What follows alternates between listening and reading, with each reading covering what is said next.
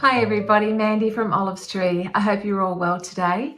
Yesterday when I was in the supermarket, I heard two ladies in the baking aisle discussing how expensive it's become to bake, and especially around Christmas. And we make a lot more things at Christmas time usually, and we're a bit more extravagant. And they were saying about, brown sugar's so expensive that this year they're not making this, and, they're going to try and make it with white sugar, and, they're just trying to cut down costs. And I thought, oh, that's a bit sad, because I don't buy brown sugar. I make it. And it's literally two ingredients, and it is so much cheaper to make it home. And I thought, I'm just going to quickly show you how to do it. You just need a bowl and a fork. If you want to use a mixer, but you just need a bowl and a fork and white sugar. And I have this. So I've got some fancy molasses, which you can see. Can you see that? Oh, it's got a few finger marks on it, but can you see it's down to here? So, you can see that I've used that, and I only use molasses to make brown sugar. I'm not a fan of it on its own. It's a bit strong for me. So, and I will put a costing up for this. I actually did look it up before I started filming, and I've already forgotten. I'm having one of those days where my treatment is just taking the short-term memory, sideways. And anyhow, let's just get on with it. Okay, right. I'm just going to get you down so you can see what's going on in this bowl. Just move that out of the way. Okay, got the bowl there. You can see what's happening. So all we're going to do, oh, sorry, I'm reaching across in front of the camera, and I know that's so annoying. I've got to stop doing that.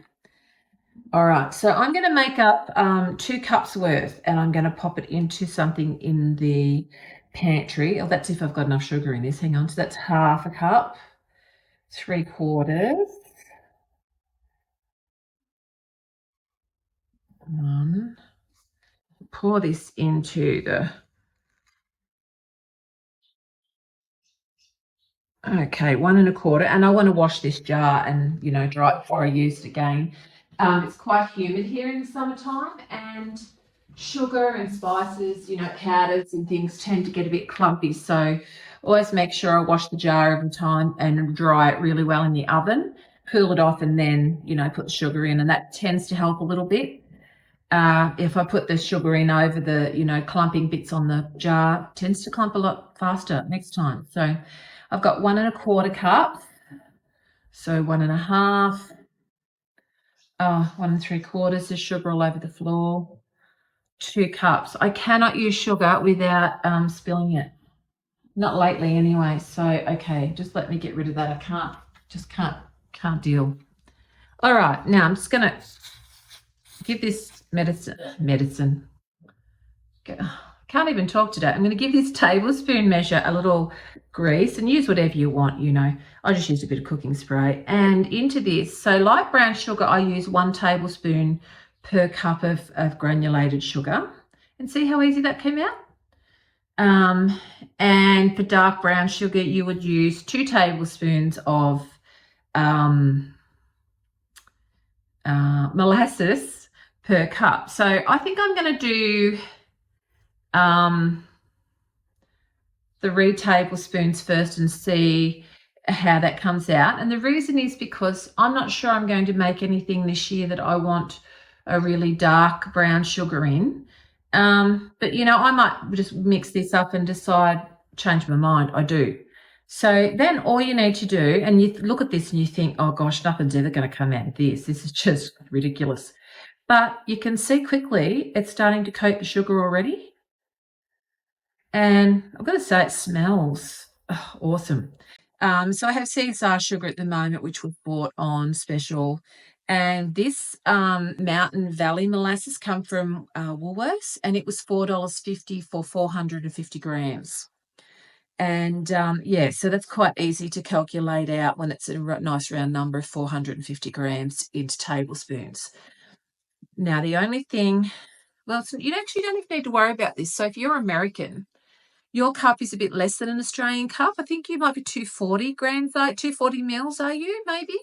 And we're 250. And I think your tablespoon might be 5 mil smaller than ours. So it doesn't really matter because your ratios are both different for your cup and your tablespoon. So when you make your brown sugar, you're not going to get too much molasses in there. It's just the ratio 1 cup, 1 tablespoon, 1 cup, 2 tablespoons. So, don't panic. And if you don't have a measuring cup, just use a small mug or a teacup and just put 2 dessert spoons in there or,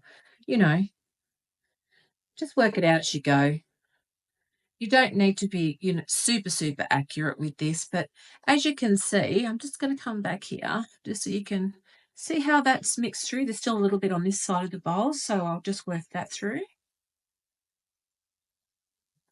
You could use a whisk, I suppose, but I don't know. I haven't tried a whisk. I just usually use a fork. You could use a mixer, but it's so quick. Who wants to wash the mixer, Just get in there with the fork and make it happen. And you can see it fluffs the sugar up. So that 2 cups of sugar looks like it's so much more at the moment. And when you are measuring your brown sugar, you might notice that some recipes say lightly packed or firmly packed. And that's just, because this sugar is so light and fluffy now that it'll fill up a cup unless you push it down, you're probably only going to have 3/4 of a cup of sugar. So just keep that in mind. Last few little lumps in there. There we go. Oh, there's a bit left on the spoon. We'll get that in as well. Just give that a quick. Let's run the fork through. That literally took seconds. That's all it took. So I'm going to put a costing up.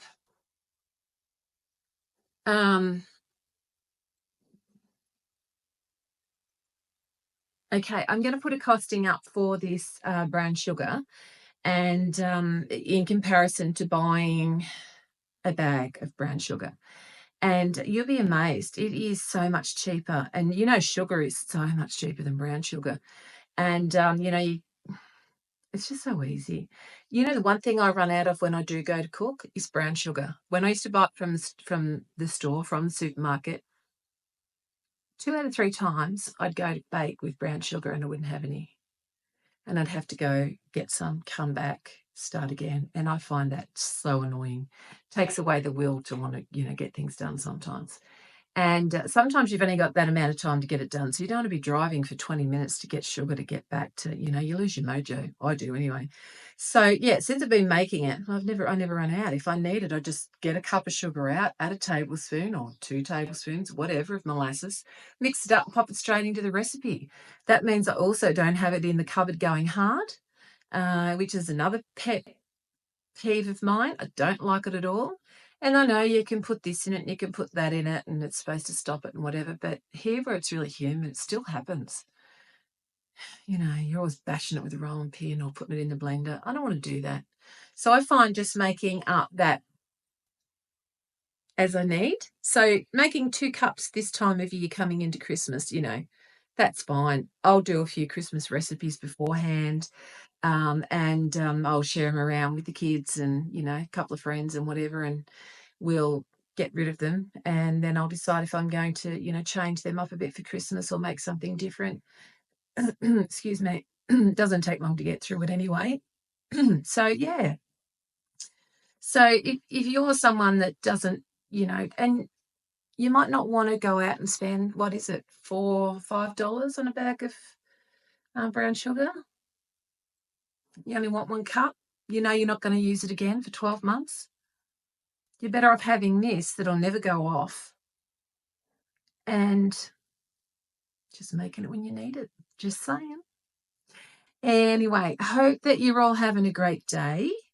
I will just pop up the costing over the top of the video, and it'll be down in the description as always, and with the measurements, of course. So yeah, I hope the world's treating you kindly.